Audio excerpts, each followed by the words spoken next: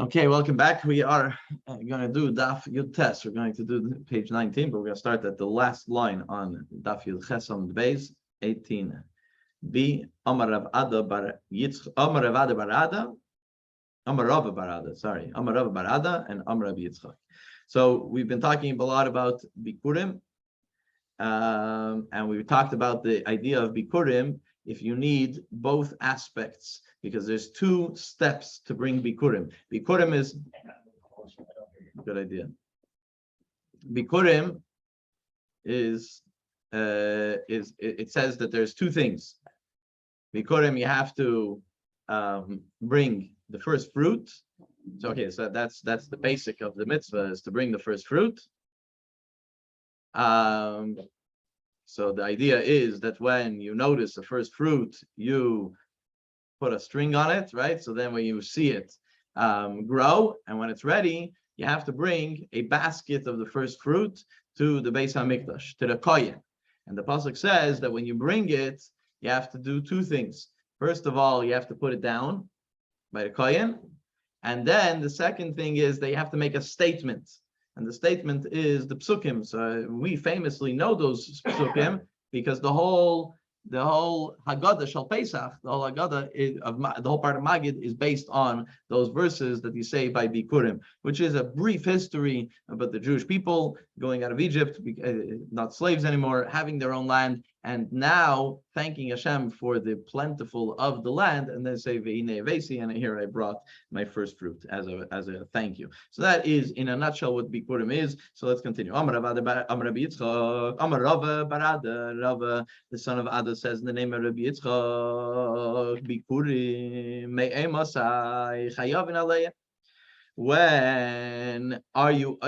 So we mentioned that if a non-kohen eats from the Bikurim, he could be liable for the death penalty, right? So at what point could he? So it says Mishayiru Pnei Habayis, only after it's been brought into the temple. So that's when we say that it's like really sanctified, etc. But before that, it's not as holy. Come on. So the Gemara continues. Who's this going according to? Whose opinion is this going according to? So he says this, that Rabbi Yitzchak is saying it according to this Tana, the Tanya that he says in Abraisa. Rabbi Eliezer says like this: Bikurim mikzasan bachutz mikzasan bifnim. What happens if you have Bikurim? So he says that it's partially inside, partially outside. So what does it mean, partially inside, partially outside?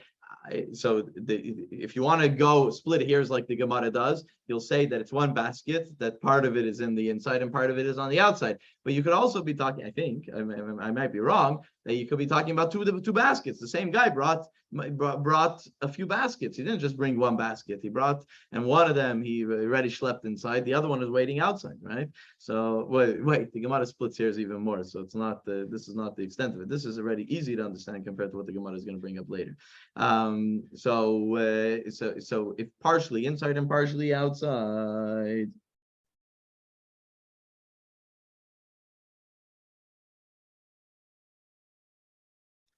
Yeah, okay, so yeah, we hear in the commentary he brings down from the Ritva. So the Ritva says, because later on we're going to talk about, oh no, not later on, sorry, I'm mixing up two shiurim today.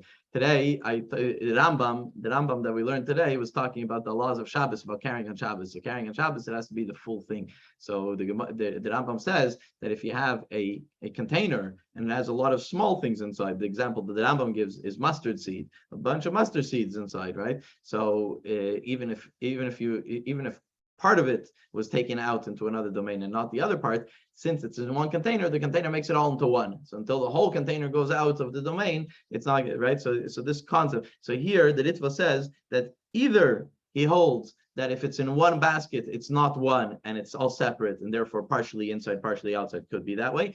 Or like I mentioned, that he has more than one basket and one basket is inside. But why would we consider them, if they're two separate baskets, why would we put them together? Why would we even think about making them as one, right? What's the concept of making them as one? Because he picked them together. right? They're all from one field. They're all first fruits from one field. So there is a reason to think one way. Separately, it'd be different. You could exactly. You might think that so they're but they are being lumped together. And since some of them are inside of the Beis Hamikdash and some of them are outside, so he says Shabachut Zarein Kechulin L'Chol Divrayim. So the stuff that didn't make it into the temple yet are chulin, which means they're unsanctified. They don't have the holiness of yet. And whatever is inside is considered consecrated and holy according to everybody, and therefore as soon as it goes into the Beis Hamikdash, it is holy. It has a sanctification on it. So that is a statement in the Gemara. But now the Gemara is going to go back to the idea of the two concepts in Bikurim. Again, the two concepts of Bikurim is one is Hanacha, putting it down, and the other one is to say, Kriya, to make that proclamation, right? So those are the two parts of the two parts of Bikurim. And Amar Rav Sheshes says Bikurim, when it comes to Bikurim, Hanacha ma keves bahen, that if you do not put it down, so it's ma'akiv, meaning it holds you back from doing the proper mitzvah. You didn't do it yet. Hanacha ma keves. But the announcement, the statement of Arami David Avi, right? The statement to make the statement of that proclamation that it says in the pasuk, Ein ma'akeves bahen. If you didn't do that, you still accomplished the mitzvah, right? And it's still sanctified. So this is Rav Shesh's opinion that you need to do hanacha, but not kriya. You need to put it down, but you don't. But if you didn't make the proclamation, it's still good. So Rav Shesh says, "Kiman, who does this go according to?" Ki Haitana goes according to the Tanya. That like we learned in a brayso, the Tanya we learn a brayso like this. Rabbi Yosi Aimer.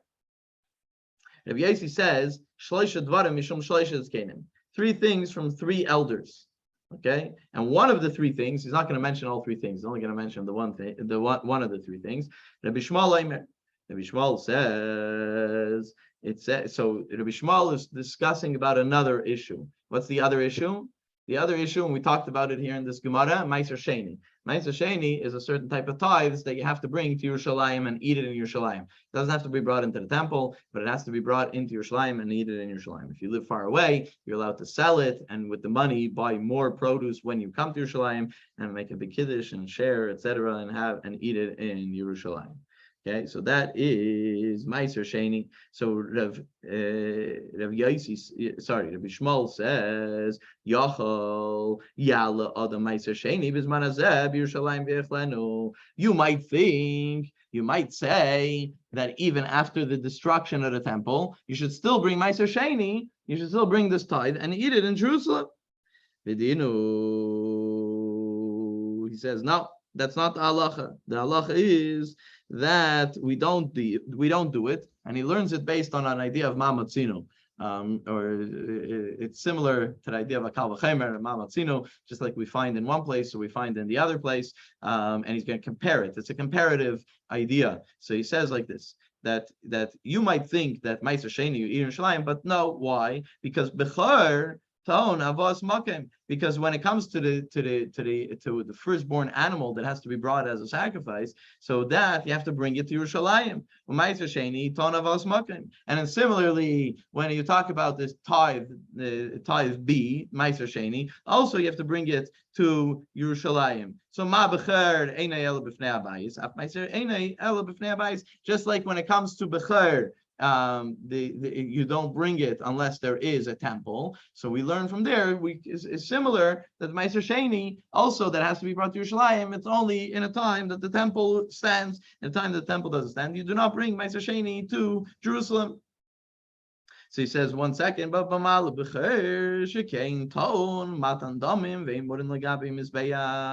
so he says, yeah, but Bechar is different. The reason why maybe Bechar you don't do is because you actually have to sacrifice it. You have to bring it into the temple. Meiser Sheni, you don't have to bring it into the temple. You have to bring it into Yerushalayim and eat in Yerushalayim. So how are you going to compare? We can't compare Meiser Sheni to Bechar because Bechar is an actual sacrifice. An actual sacrifice, yeah, you need the temple for it. So you can't learn it from there. Okay, so that's the first statement. So he says, no, but we could learn it from Bikurim. Bikurim Yechichel. We can learn it from Bikurim. Now, Bikurim is not a sacrifice.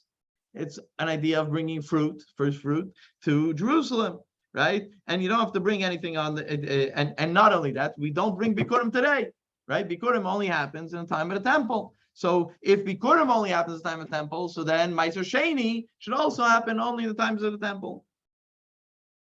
So that's Bikurim Yechichel. So then he says, 1 second, but Bikurim also has an issue. Bikurim shekein tu'unim anocha.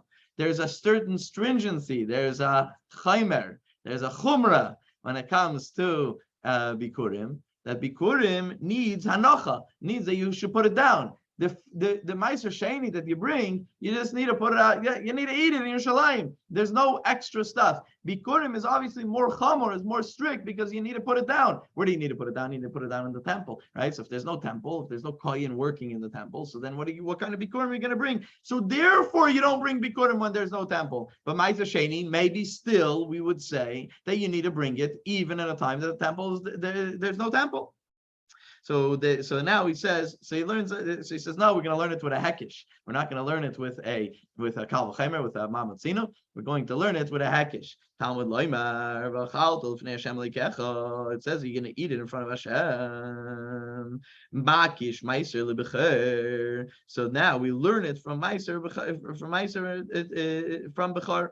Ma bechar einay el l'fnei abayis. That if bechar you're only going to eat it during the temple times. Af meiser einay el l'fnei abayis. So this is what Rabbi Shmuel says, that there's a hekish, and a hekish you can't argue anymore. There's no argument. It doesn't matter if it's a kal or if it's a chaymer. It's a hekish, and that's the hekish that we learn, and that's it. And that is the idea that Rabbi Shmuel basically says. We're going to get into this, to the reason why we bring up this brayso in a moment, but the Gemara continues and says, V'im Isa.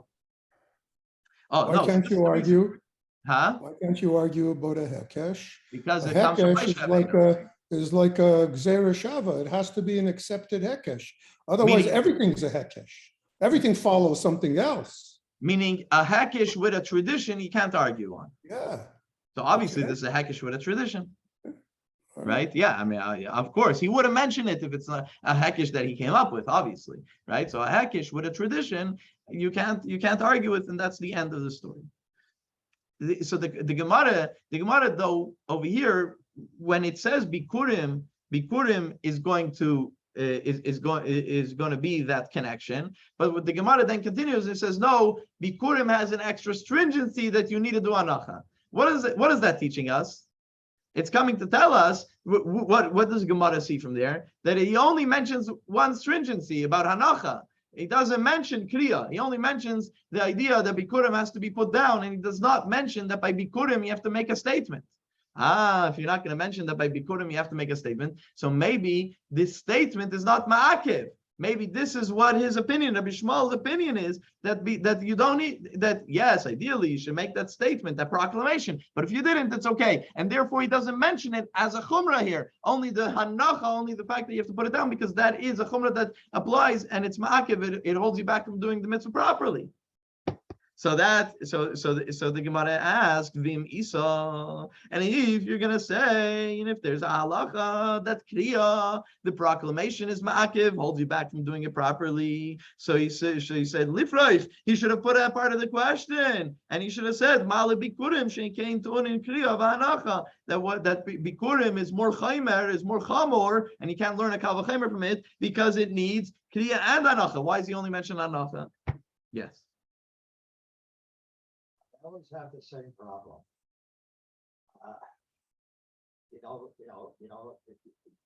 Because my reference has always been secular law. Right. There's a rule, there's a law.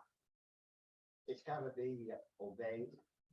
And if you transgress the law, there is a certain punishment or a fine or whatever it happens to be.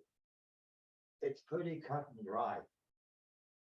Here, what the law is in this discussion. it sort of reminds me of one of the presidents of the United States once said, I don't remember the name of the president. I did know, but I can't remember. He said, I'd like to have, he says, he says, if I need some advice on the economy, I would like to be able to go and speak to my economist advisors and see what they suggest before I make my decision.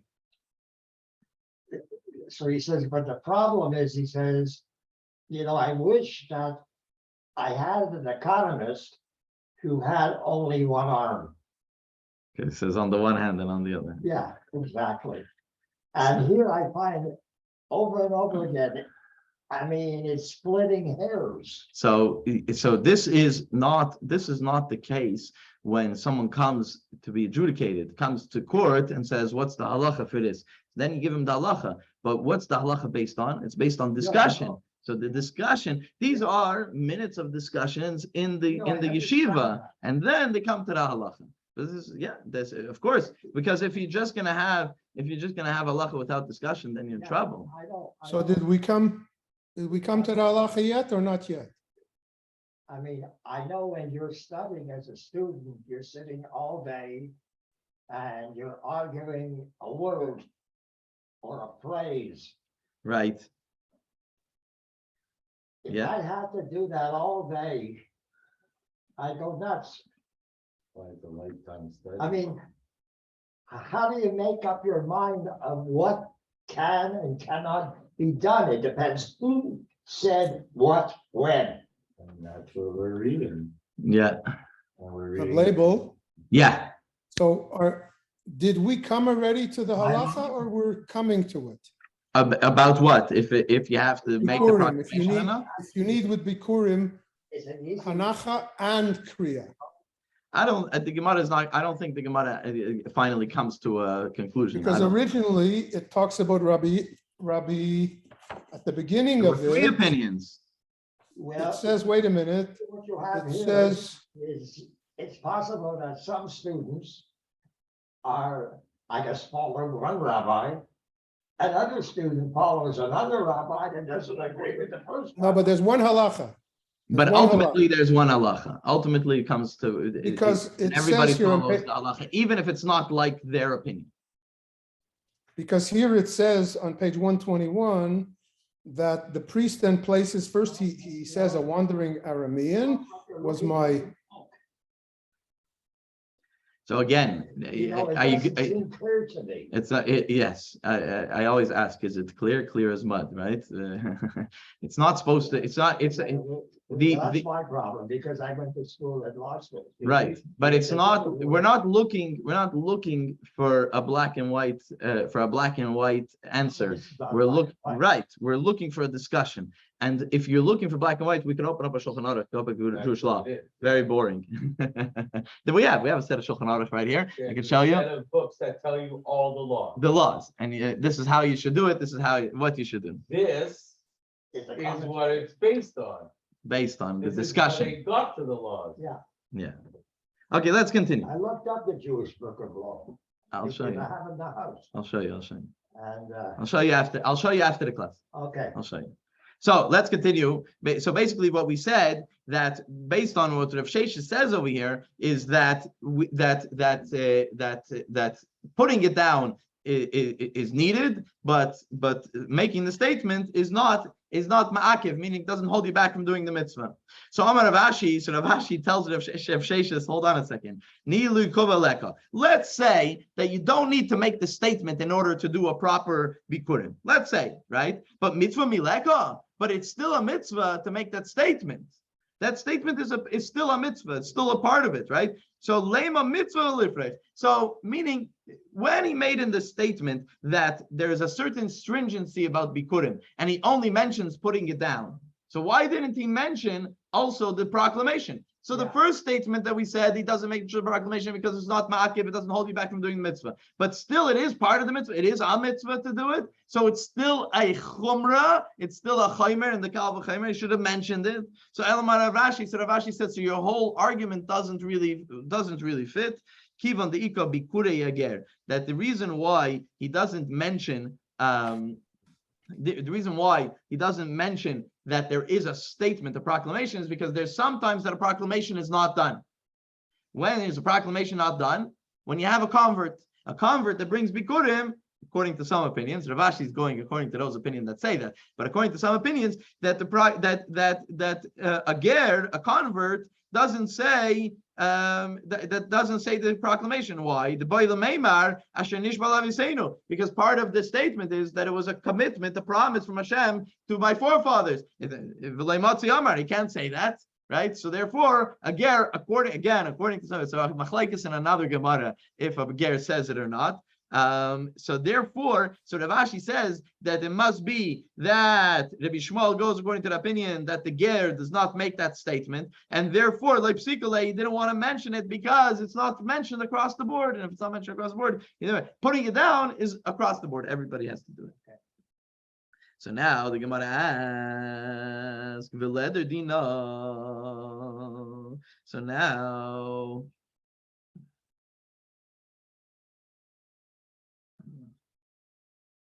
He could have went back. He could have went back.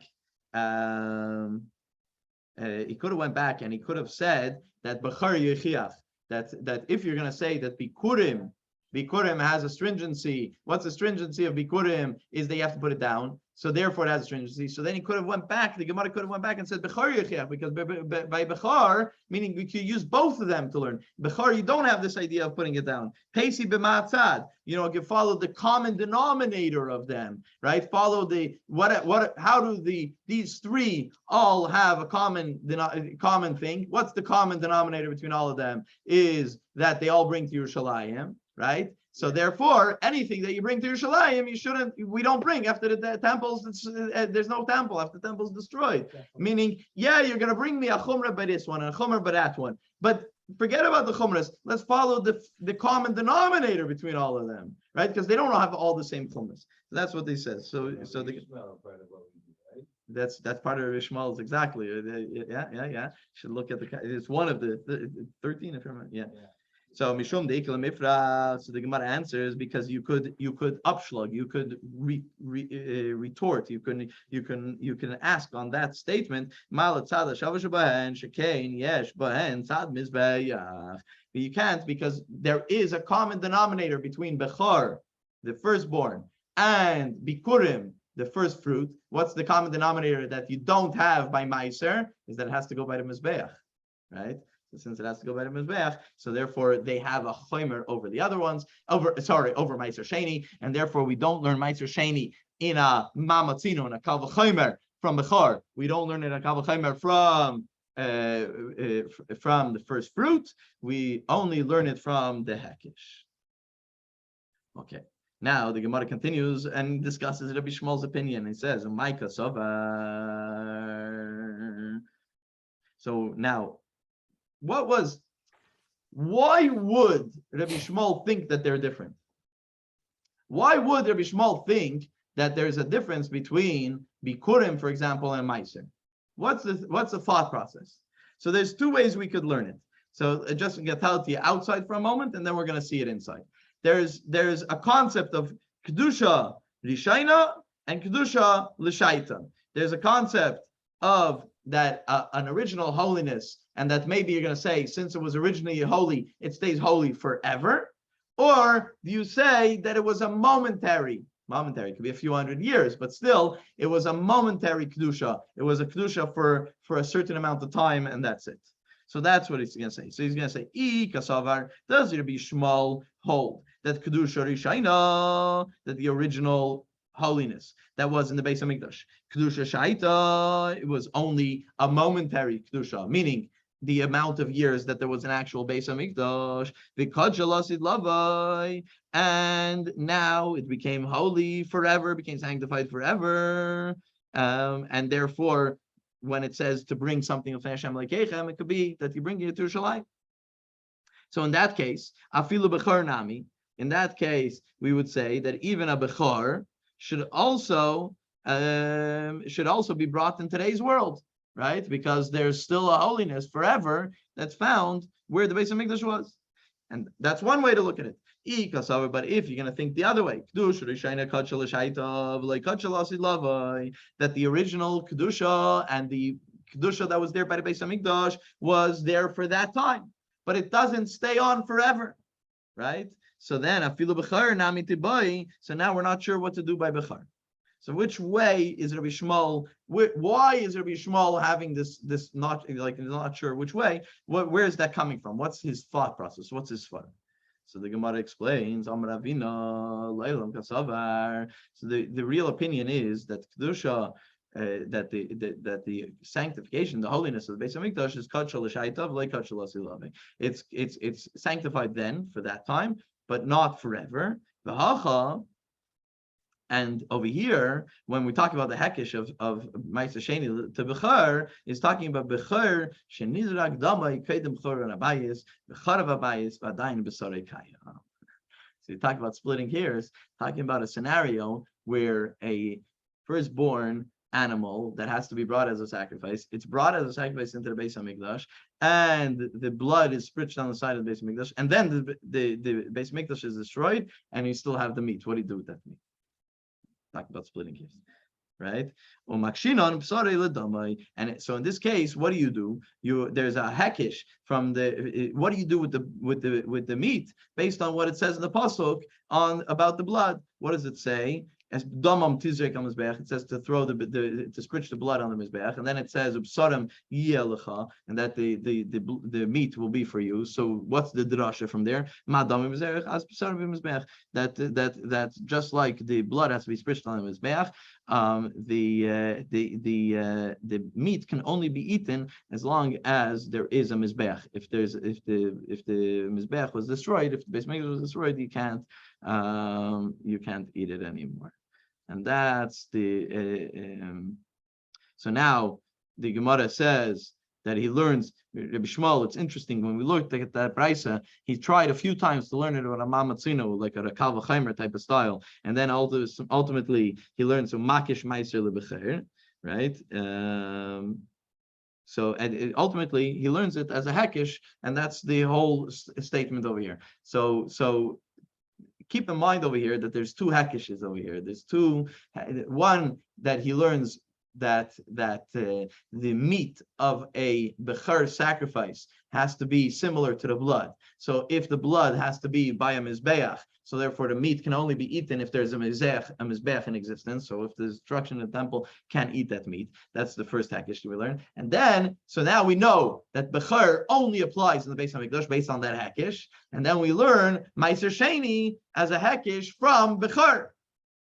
But the Gemara comes and asks, says, hold on a second. You just learned a hakish from a hakish. And that's seemingly a problem. And that's what the Gemara asks. Can you learn something as a hakish and then learn something from that as another hakish? We don't do that, right? Generally, when it comes to karbanis, we don't learn a hakish from a hakish. So the Gemara answers, Meiser Dagon Chulinhu, that it's not considered sanctified, right? Because Meiser is not considered kodshim, it's not considered sanctified, and therefore, when it comes to chulin, which means from the word chayil, from the words mundane, not sanctified, so mundane you could learn a hakish from a hakish, and that's where the Gemara explains that. So now the Gemara asks, we're going to go another 3 lines in the Gemara. The Gemara asks, Hanicha lamando amar basar lamed azlinan. So this goes well, this fits, this makes sense, according to the opinion that basar lamed azlinan, that you go based on the one that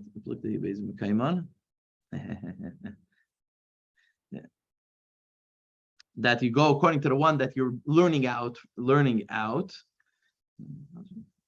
that, right? Because which one is the hekish that you're using? What are we using? There's bechar. There's a bechar that we know only applies in the time of the temple. And Ma'aser Sheni, we want to learn from there through a hekish. So bechar is what? Sanctified. It's a sacrifice. It's holy. The Meiser, the tithes, is not holy. It's just fruit that you have to eat in your shalayim in Jerusalem, right? So it's not sanctified. So which one are you going according to? Because if you're using bechar, that's sanctified, and then you can't learn hekish from hekish. But if you're using the one that you learned, the final one, the Meiser one, that is mundane, and then you could learn a Hakish from Hakish. So that's what. So which one are you using? So according to the opinion that you're learning the second one, the Meiser Sheni, so that's fine because that's not sanctified. That's chulin. That's mundane, and that's okay. But if you say that it's that we have to check if the teacher, not the learner, not the Meiser. The teacher is the Bechar. The Bechar is teaching Meiser, right? So if you're going according to the learner, to the student, which is Meiser is learning from Bechar. So then if you're going according to the student, the Lamed, so then it's mundane, and that's okay. You could learn it out from a Hakish from a Hakish. But if you're going based on the teacher, which is Bechar is what?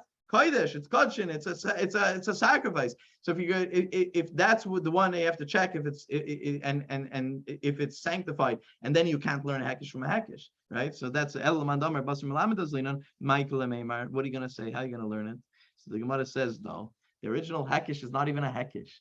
What was the original Hakish? The original Hakish was that we're not sure what to do with the meat of the Bechar, and we do a Hakish from the blood. The blood we know for sure what to do. Right? The blood we know for sure only applies when there's a Beis Hamikdash. So too, the meat only applies when there's a Beis Hamikdash. So the Gemara says, yeah, but that's not a Hakish. Damu basar chadam ilsahi. The blood and the meat is one thing. We're not learning from one to the other. They're associated together. So if the halacha is like this by the blood, for sure the halacha is like this by the meat, and it's not a Hakish. And therefore, when you learn Meiser Sheni as a Hakish from Bechar, you're learning it directly, not a Hakish from a Hakish. You're learning it directly from a halacha. So it's a two-stage rule. Originally we thought it was a two-stage rule, Well, but